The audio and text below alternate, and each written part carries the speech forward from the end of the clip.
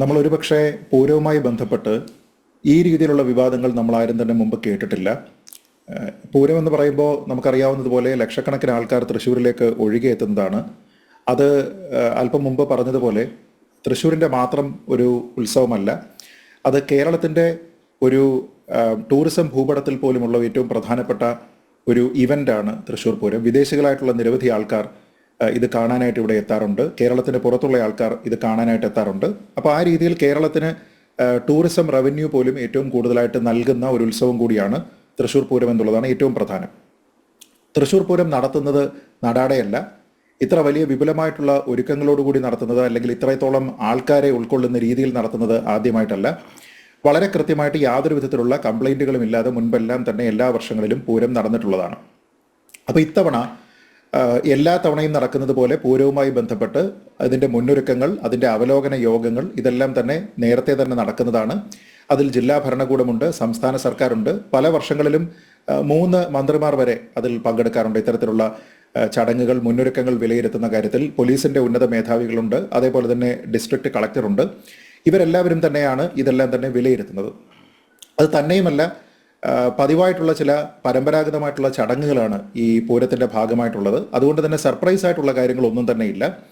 അതുകൊണ്ട് ആൾക്കാർക്ക് ഏത് സമയത്ത് എന്ത് തുടങ്ങുന്നു, എവിടെയാണ് ആഘോഷം തുടങ്ങിയ കാര്യങ്ങളെ പറ്റിയെല്ലാം കൃത്യമായിട്ടുള്ള ധാരണയുണ്ട്. അങ്ങനെയുള്ള ഒരു സ്ഥലത്തേക്കാണ് പെട്ടെന്ന് അനാവശ്യമായിട്ടുള്ള ചില ബാരിക്കേഡുകൾ കൊണ്ടുവയ്ക്കുക, മുൻപ് അനൗൺസ് ചെയ്തിട്ടില്ലാത്ത രീതിയിലുള്ള ചില ഗതാഗത നിയന്ത്രണങ്ങൾ കൊണ്ടുവരിക, അടച്ചിട്ട് കിടക്കുന്ന ഗേറ്റുകൾ തുറക്കുക, തുറന്നിട്ട ഗേറ്റുകൾ അടയ്ക്കുക, അല്പം മുമ്പ് പറഞ്ഞതുപോലെ കുറേയധികം വടങ്ങളൊക്കെ തന്നെ കെട്ടുക, അതിനുള്ളിൽ കുറേ ആൾക്കാരായി പോവുക. വളരെ സൗഹാർദ്ദപരമായിട്ട് തന്നെ ഇത്രയും സ്ഥലത്ത് ആൾക്കാർ വരുന്ന സമയത്ത് അവരോട് പെരുമാറേണ്ടുന്ന സമയത്ത് പോലീസുമായിട്ട് പലപ്പോഴും വാക്ക് തർക്കങ്ങൾ ഉണ്ടാകുന്നു. ആൾക്കാർക്ക് സൗകര്യപ്രദമായിട്ട് നിന്ന് പൂരം കാണാനും ആസ്വദിക്കാനും എല്ലാമുള്ള സൗകര്യത്തിന്റെ ഭാഗമായിട്ട് ഒരുക്കുന്ന പാസ് ഉണ്ട്, അതിന്റെ വിതരണവുമായി ബന്ധപ്പെട്ട തർക്കമുണ്ടാകുന്നു. പാസ് കിട്ടിയിരിക്കുന്ന ആൾക്കാർക്ക് എല്ലാവർക്കും തന്നെ കൃത്യമായിട്ട് ആ പാസും കൊണ്ട് അവിടെ വന്ന് ഈ ചടങ്ങിൽ പങ്കെടുക്കുന്നതിന് കഴിയുന്നില്ല. സംഘാടകരായിട്ടുള്ള കമ്മിറ്റിക്കാരായിട്ടുള്ള ആൾക്കാരോട് തർക്കമുണ്ടാകുന്നു. ഈ എഴുന്നള്ളിപ്പിൻ്റെ ഒക്കെ ഭാഗമായിട്ട്, അല്ലെങ്കിൽ മഠത്തിൽ വരവ് പഞ്ചവാദ്യത്തിൻ്റെ ഒക്കെ ഭാഗമായിട്ട് അതിനോടൊപ്പം നിൽക്കുന്ന ദേവസ്വം ഭാരവാഹികളായിട്ടുള്ള ആൾക്കാർ, അവരെ പോലും അവിടെ നിന്ന് തള്ളി മാറ്റുന്നതിനുള്ള ശ്രമം അവിടെ നടക്കുന്നു. ആസ്വാദകരായിട്ടുള്ള ആൾക്കാരുടെ എല്ലാം ചുറ്റും പോലീസ് വന്ന് നിൽക്കുന്നു. അങ്ങനെ ജനങ്ങൾക്ക് പൊതുവെ പൂരത്തിൻ്റെ ചടങ്ങുകളൊന്നും തന്നെ കാണാൻ കഴിയാതിരിക്കുക, അഥവാ കാണാൻ കഴിഞ്ഞ ആൾക്കാർക്ക് അതിനെ ആസ്വദിക്കാൻ കഴിയില്ല എന്ന രീതിയിലത്തേക്ക് പൂരത്തിൻ്റെ ഒരു എക്സ്പീരിയൻസ് ഉണ്ടല്ലോ, ആ ഒരു അനുഭവം എന്ന് പറയുന്നതിനെ തന്നെ ഇല്ലാതെയാക്കി മാറ്റുന്ന രീതിയിലുള്ള ഒരു പ്രവർത്തനം. അപ്പോൾ അതിൻ്റെ ഭാഗമായിട്ട് വിളക്കുകൾ അണച്ച്, ദീപങ്ങൾ അണച്ച് പ്രതിഷേധിക്കുന്നു, അല്ലെങ്കിൽ ഒരാനപ്പുറത്ത് മാത്രമായിട്ടുള്ള എഴുന്നള്ളിപ്പ് കൊണ്ട് അത് അവസാനിപ്പിക്കുന്നു. മണിക്കൂറുകൾ നീണ്ടുനിന്ന അനിശ്ചിതത്വം ഉണ്ടാകുന്നു, കൃത്യമായ രീതിയിൽ അതിനൊരു പരിഹാരം ഉണ്ടാകുന്നില്ല. അങ്ങനെയൊക്കെ നോക്കിക്കഴിഞ്ഞാൽ ഓരോ വർഷവും ഒരുപക്ഷെ കൂടുതലായിട്ടുള്ള ആൾക്കാർ പങ്കെടുക്കുന്നുണ്ട് എന്നുള്ള ഒരു അസംഷനിൽ നടത്തുന്ന കുറേയധികം മുന്നൊരുക്കങ്ങളാണ് ഇവിടെ ഉള്ളത്.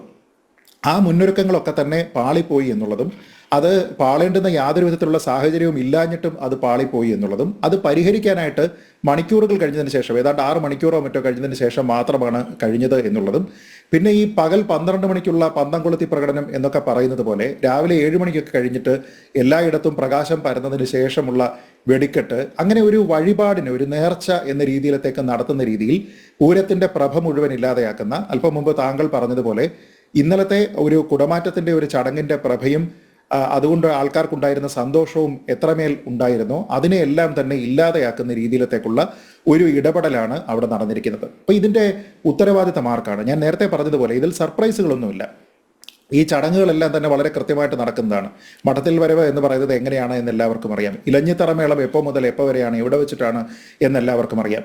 അതേപോലെ തന്നെ ഓരോ എഴുന്നള്ളത്തായാലും ഇതിൻ്റെ ഓരോ ചടങ്ങുകളായാലും മേളമായാലും എല്ലാം തന്നെ എവിടെയാണ് എന്നതിനെപ്പറ്റി വളരെ കൃത്യമായിട്ടുള്ള ധാരണയുള്ള, എവിടെ നിന്നാൽ ആൾക്കാർക്ക് ഇതൊക്കെ കാണാം, ആസ്വദിക്കാം എന്നതുമായി ബന്ധപ്പെട്ട് പാസുകൾ വിതരണം ചെയ്യുന്ന, ഈ വെടിക്കെട്ടുമായി ബന്ധപ്പെട്ട് സുരക്ഷിതമായിട്ടുള്ള അകലം എത്ര ദൂരെയാണ്, അവിടെ നിന്ന് ആൾക്കാർക്ക് കാണാനുള്ള സൗകര്യങ്ങൾ ഒരുക്കുന്ന, ഇങ്ങനെയെല്ലാം വളരെ കൃത്യമായിട്ടുള്ള ഒരു ഫിക്സ്ഡ് പ്ലാൻ അനുസരിച്ച് നടക്കുന്ന ഒരു കാര്യം എങ്ങനെയാണ് പെട്ടെന്ന് ഔട്ട് ഓഫ് കൺട്രോളായി മാറുക എന്നുള്ളതാണ് ഏറ്റവും പ്രധാനപ്പെട്ട ഒരു ചോദ്യം. ഏതാനും ആഴ്ചകൾക്ക് മുൻപ്, എനിക്ക് തോന്നുന്നു 1 മാസം മുൻപാണെന്ന് തോന്നുന്നു, തൃശ്ശൂർ പൂരത്തിൻ്റെ ഭാഗമായിട്ട് പൂരം പ്രദർശനമൊക്കെ ഉദ്ഘാടനം ചെയ്യുന്ന ആ ഒരു ചടങ്ങിൽ വെച്ച് മന്ത്രി ശ്രീ കെ രാജൻ പറഞ്ഞ ഒരു പ്രസ്താവനയുണ്ട്. ഈ വർഷത്തെ തൃശ്ശൂർ പൂരത്തെ ഒരു വിവാദത്തിനും വിട്ടുകൊടുക്കരുത് എന്ന് പറഞ്ഞു. എന്തിനാണ് അദ്ദേഹം അത് പറഞ്ഞത് എന്ന് എനിക്കറിയില്ല. എന്തായാലും വളരെ കൃത്യമായിട്ട് മുമ്പ് എങ്ങും ഇല്ലാത്ത രീതിയിലുള്ള ഒരു വിവാദം അവിടെ ഉണ്ടാക്കിയിരിക്കുകയാണ്. ആ വിവാദം കൊണ്ട് പൂരത്തിന്റെ പ്രഭ തന്നെ നഷ്ടപ്പെടുന്ന രീതിയിലേക്ക് അത് വന്നിരിക്കുകയാണ്. ഇപ്പോൾ പല വാഗ്ദാനങ്ങൾ വരുന്നു. പല ആൾക്കാരൊക്കെ ഗവൺമെന്റ് തലത്തിൽ നിന്നാണെങ്കിലും അല്ലെങ്കിൽ ജില്ലാ ഭരണകൂടത്തിന്റെ ഭാഗമായിട്ടൊക്കെ ആണെങ്കിലും ആൾക്കാർ ഇടപെടുന്നു. തിരുവമ്പാടിയെയും ഒക്കെ തന്നെ അനുനയിപ്പിക്കുന്ന രീതിയിലേക്കുള്ള ചർച്ചകൾ നടക്കുന്നു. അതിനുശേഷം ഇതിനെ ആവർത്തിക്കില്ല എന്നൊക്കെ പറയുന്നു. പക്ഷെ അങ്ങനെയുള്ള ഒരു ഉറപ്പിനപ്പുറത്തേക്ക് ഇതിന്റെ ഒരു റൂട്ട് കോസ് അനാലിസിസ് ഉണ്ടാകണം. എന്തുകൊണ്ട് ഇത് സംഭവിച്ചു? ആർക്കായിരുന്നു ഇതിന്റെ ചാർജ്? എന്തുകൊണ്ടാണ് ഈ അവസാന നിമിഷം സർപ്രൈസ് ആയിട്ടുള്ള കുറേയധികം നിയന്ത്രണങ്ങൾ അവിടെ കൊണ്ടുവന്നത്? എന്തുകൊണ്ടാണ് മുൻപ് വർഷങ്ങളിൽ ഉണ്ടായിരുന്ന അതേ പദ്ധതി ഇത്തവണ പറ്റില്ല എന്ന രീതിയിലേക്കുള്ള തീരുമാനം കൈക്കൊണ്ടത്? ഇതൊക്കെ ആരാണ് ഈ തീരുമാനങ്ങൾ എടുക്കാനായിട്ട് ആൾക്കാരെ ചുമതലപ്പെടുത്തിയത്? തുടങ്ങിയ കാര്യങ്ങളുമായി ബന്ധപ്പെട്ട് കൃത്യമായിട്ടുള്ള അക്കൗണ്ടബിലിറ്റി ഈ കാര്യത്തിൽ എസ്റ്റാബ്ലിഷ് ചെയ്യുക എന്നുള്ളത് വളരെ പ്രധാനമാണ്. ഇതിൽ ആരൊക്കെയാണ് കുറ്റവാളികളായിട്ടുള്ള ആൾക്കാർ, ആരുടെയൊക്കെ പിടിപ്പുകേട് കൊണ്ടാണ് ഇതിങ്ങനെ വന്നത്, അതിൽ എന്തെങ്കിലും രീതിയിലുള്ള ഗൂഢമായിട്ടുള്ള ലക്ഷ്യങ്ങളുണ്ടായിരുന്നോ തുടങ്ങിയ കാര്യങ്ങളെല്ലാം തന്നെ കൃത്യമായിട്ട് അന്വേഷിച്ച് അതിനെ പറ്റിയിട്ടുള്ള വിവരം അറിയുന്നതിന് വേണ്ടിയിട്ട് ഈ നാട്ടിലുള്ള പൂരപ്രേമികളായിട്ടുള്ള എല്ലാവർക്കും അതിനുള്ള അവകാശമുണ്ട്, അധികാരമുണ്ട്. അത് ഇവിടെ നടപ്പാക്കപ്പെടുമോ ഇല്ലയോ എന്നുള്ളതാണ് ഇനി കാണാനുള്ളത്. അല്ലാതെ ഇതുവരെ നടന്നതെല്ലാം പറഞ്ഞ് കോംപ്ലിമെന്റ്സ് ആക്കി ഇനിയുള്ളതും കൂടി ചേർത്ത് കോംപ്ലിമെന്റ്സ് ആക്കാം എന്ന രീതിയിലുള്ള ഇത്തരത്തിലുള്ള വിഷയങ്ങൾ വരുന്ന സമയത്തുള്ള പതിവായിട്ടുള്ള എക്സ്ക്യൂസസ് പാടില്ല.